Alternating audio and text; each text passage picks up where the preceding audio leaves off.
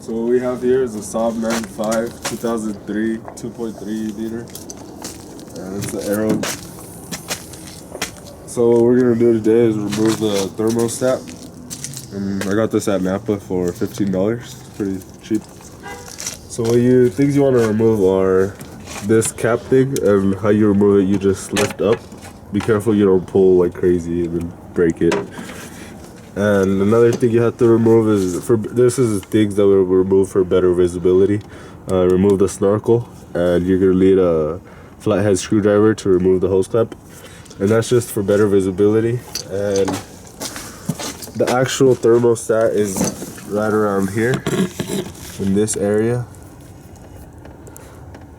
and I'll show you a better view of it in a bit on how to actually remove it. Alright, so you're going to want a flathead screwdriver to remove the hose clamp from the snorkel. And so you just literally just do this, twist it off. Make sure you get it good before you start twisting, because you'll have some difficulty undoing it. But after you get it loose enough, you can just wiggle it. And so after you remove the hose clamp, you want to get a 1/2 inch with the wrench. And there's a bolt right here that you have to remove to easily remove the snorkel. And the reason I'm doing this is just to give us a better visibility for the thermostat. So I'm able to move that this way now.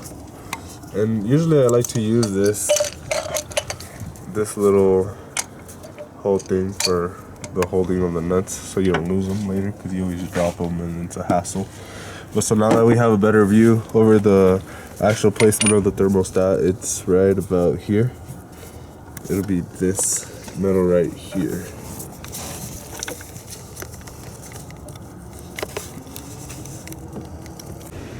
Alright, so next you want to remove the battery, so we could remove the radiator hose clamp. This is just in case if you want to reuse your antifreeze. So my battery uses a 10 millimeter, and you just want to unscrew it, pop it off, and do this side as well. You don't want to take it all the way off, that way you don't lose the bolts. You just want to loosen it up enough to where you could wiggle it out of place of the battery. And over here, and we gotta remove the safety thing for the battery, just in case so it doesn't fall out. And it's a 1/2 inch. You wanna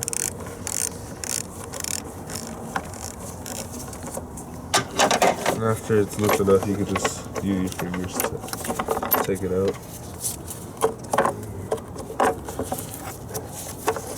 Stick your finger in there and then take it out.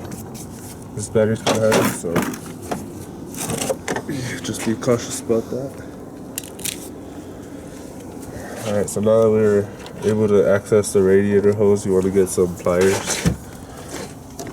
Make sure you have a bucket ready, just because it's going to be a lot of eddy cooler mess.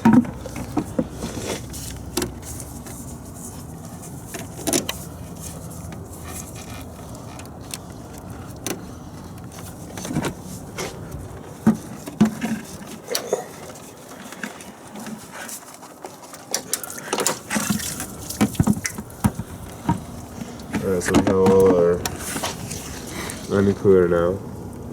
I think I'm gonna run this under the car, just so it doesn't completely spill out. Alright, so the next step is removing the hose clamp from the radiator hose. We want to get a flathead for this. And I bought a torque screwdriver, so it's easier to get these awkward positions. That way it's easier to turn the actual screwdriver, because sometimes it gets complicated with the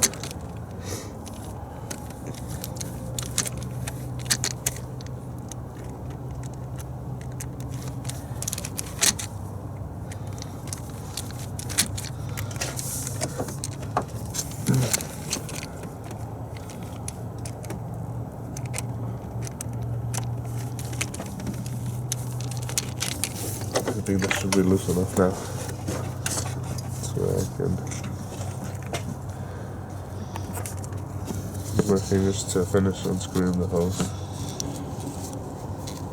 And after the hose clamp is loose enough, you can pull out the actual hose. And make sure you have something under the car to catch the antifreeze if you do want to try to reuse it. And well, since I have already flushed it from this side, there's no more. Okay, so now we can actually access the thermostat. This is the cap to it. We have to remove 3 bolts. This bolt right here. There's a bolt in the back. And it's right here. And I believe these are all 10mm. And there's one that's very hard to see, which I don't think I'll be able to record it. But it's just right here. And it's also a 10mm. So what I got an extension. I'll have to switch to the 10mm. Alright, so I decided to get this angle one to help me access the actual bolt, because I don't want to remove all these extra hoses because I don't want to struggle later. And so you just want to try to use your fingers to lead the bolt to the bolt. Alright, and so after you remove the last bolt, you should be able to pop right up. And I'm sorry, but I had thought they were all 10mm, and it turned out to be some were 1/2 inch. So you just want to have both in hand.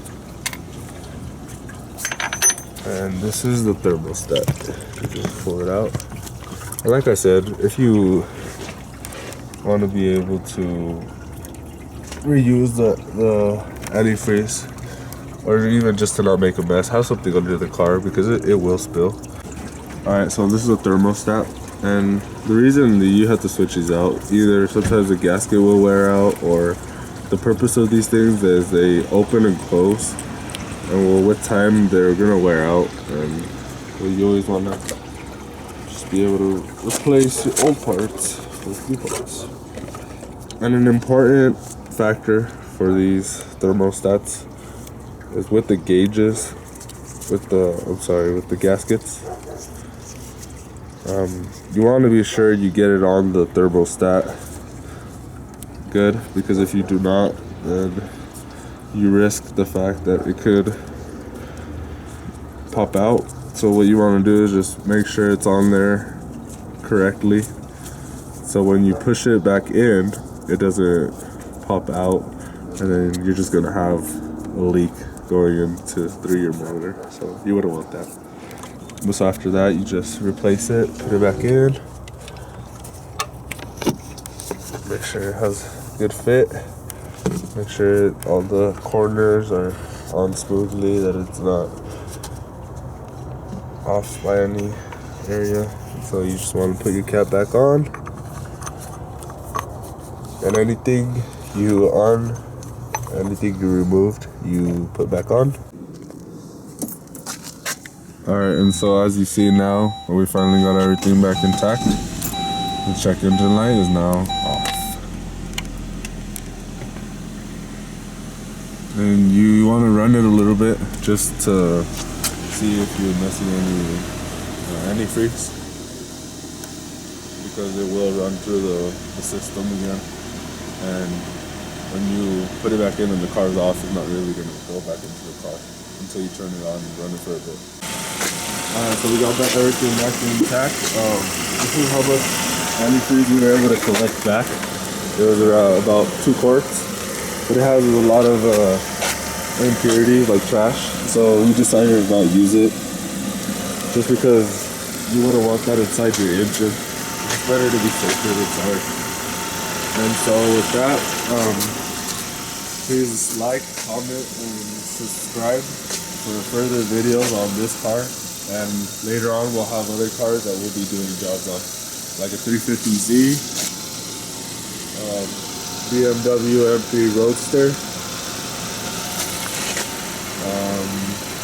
We also have a 1998 Trans Am. So just comment, like, subscribe for further videos. Thank you.